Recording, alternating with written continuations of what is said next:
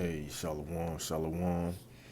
I want to give all praises due to Yahweh, Bahasham, Yahweh Shai, Bahasham, Rahab, Kwakadash, and double honors to the apostles at Great Millstone, and the bishops and elders in Connecticut, and to the high priest that taught our apostles, right? And to the men and brothers that's out there putting their lives on the line, teaching this truth. This Yah Demar from the Great Millstone, Houston.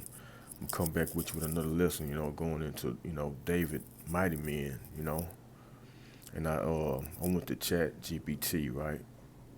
Chat GPT, and I put in David's mighty men didn't play around, and it says exactly Kings David mighty men were absolute warriors. The scriptures that show they were on a completely different level because the spirit of Yahweh was with them. They weren't just regular fighters. Their strength, courage, and victories came directly from the Most High. Right? Let me put this on. Don't disturb. Yeah, and it goes. Here are some highlights of their exploits. And it says the three mightiest: Adino, Jashobim, the Hachmonite, Salakia. I'm trying to pronounce it as much, to the best of my ability. Lift up his spear and slew 800 men at one time. Let's get it. Let's go to 2 Samuel.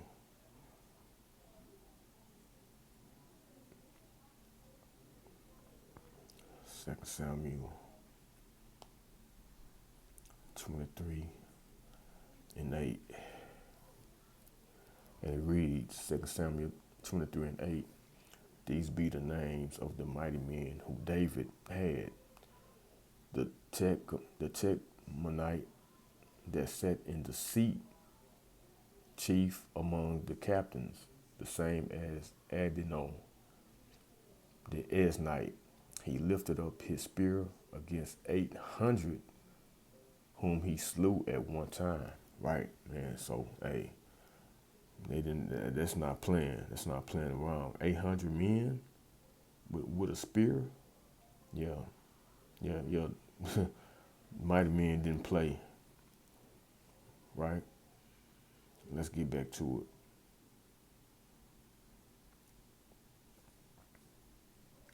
Okay.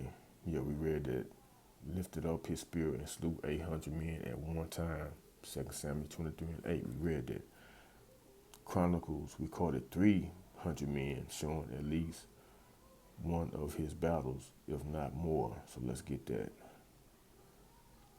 First Chronicles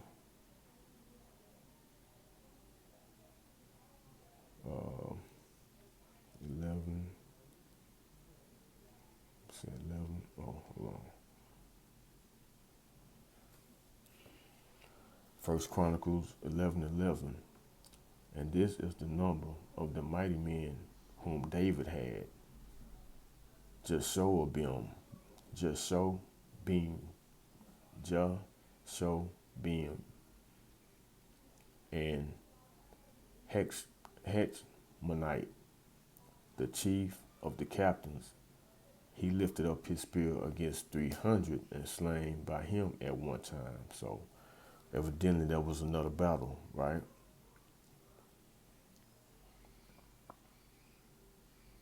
Let's see, and let's read 12. First Chronicles 11 and 12. And after him was Eleazar, the son of Dodo, the Arahite, who was one of the three mightiest. Okay. Let's continue on. And it says, too, Eleazar, son of Dodo, stood his ground when Israel retreated, fought so long and hard against the Philistines that his hand clave to his sword. It literally stuck to it from exhaustion. Wow. but Yahweh Shai gave him the victory. So let's get that. And I was just up in it, so let's get it. Slack you for that noise, okay? The 2 Samuel 23 and 9. And after him was Eleazar, the son of Dodo, the Arahite, one of the three mighty men with David. When they defied the Philistines that were there gathered together to battle, and the men of Israel were gone away. He arose and smote the Philistines until his hand was weary, right? And his hand clave unto the sword.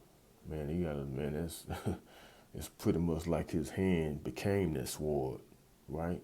And Yahweh Shai wrought a great victory that day. And the people returned after him only to spoil, right? To get, wherever they had, take from them,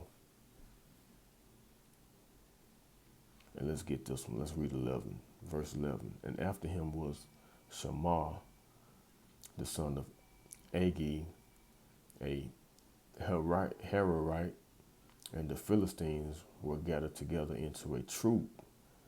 There was a piece of ground full of lentils, and the people fled from the Philistines. But he stood in the midst of the ground and defended it and slew the Philistines, and Yahweh Shai wrought a great victory, right? So ultimately it was through Yahweh Shai, through Yahweh, they won a great victory through them damn Philistines, with them Hamites, right? So David mighty men didn't play. The Shammah, son of Agi, defended, a field full of lentils by himself when the Philistine attacked. Israel fled, but he stood alone and slew them. And Yahweh Shai wrought the great victory. I just read that. 2 Samuel 23, 11 through 12. When it says other notable men, mighty men, other notable mighty men, Abshiel, David's nephew, lifted up his spear against 300 men and slew them. 2 Samuel 23 and 18. Let's get that. Had to go down, okay. And Abshiel, if I'm saying it, Abshai, the brother of Joab, the son of Zuriah, was chief among three, and he lifted up his spear against 300 and slew them, and had the name among three. Was he not most honorable of three? Therefore he was their captain. Howbeit he attained it not unto the first three. Benaniah, the son of Joadiah, the son of a valiant man of Kebzeel, who had done many acts. He slew 2 lion-like men of Moab. See, he went down also and slew a lion in the midst of a pit in time of snow. See, these mighty men didn't play, and it all, it came through Yahweh Shai. Benaniah, son of Joab, just read that, famous for killing 2 lion-like men of Moab, slaying a lion in a pit on a snowy day, and taking down a giant Egyptian with his own spear. See? And it says, these records show that the mighty men of David were not ordinary soldiers. They were instruments of the Most High, delivering great victories for Israel. That's why they remember it in such details. Their courage and faith are examples of the elect. That's right, man. That's right, man. That's where we want to be, the hopeful elect, man. We want to be those mighty men, right? And we're gonna read Amos 3 and 11. Salaki, Amos 9 and 11, right? Let's get that right quick.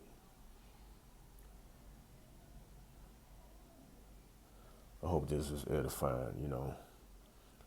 Amos 9 and 11. In that day will I raise up the tabernacles of David that is fallen, right? Where it fell, when we rising back up, and close up the breaches thereof, right? Close up the breaches that's between the southern and the northern kingdom, right? Judah and Ephraim. And I will raise up his ruins, and I will build it as in the days of old, right? That they may possess the remnant of Edom, right? And ultimately, we gonna in that day we gonna round up these elites of Edom, right? And just we gonna take that land too of Edom, and all of the heathen which are called by my name, said Yahweh Shema Shai, that doeth this.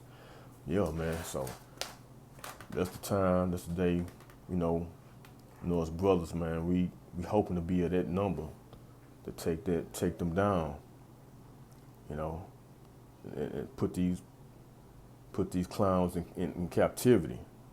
We want to be a part of the Tabernacles of David, which is the house of David, which is the elect. So let's get Zechariah 12 and 8. This is Zechariah 12 and 8. In that day shall Yahweh Shema Shai defend the inhabitants of Jerusalem, and he that is feeble, right, among them, with the ones that's weakest, the weakest man, maybe the weakest man of the camp. I'm just using that as an example. He's gonna be the most mightiest man, right? And he that is feeble among them at that day shall be as David. You know what I'm saying? Because David was a mighty man, through Yahweh Shema Shai. And the house of David shall be as God, as power, as Yahweh, right? That's the angel of Yahweh Shema Shai before them. So, hey, call Halal Yahweh Shema Shai. That's what we want to be, want to be at that number. The house of David, the tabernacles of David, the hopefully elect, So yeah, that's what we're fighting for. So I hope this has been edifying to the point. And I'm gonna give all praises due to Yahweh, Bahasham, Yahweh Shai, Bahasham, Rahal Karkadash, and double honors to the apostles at Great Millstone, and to the bishops and elders in Connecticut, and to the high priest that taught our apostles, and to the brothers that's out there putting their lives on the line, teaching this truth. Until next time, Shalom.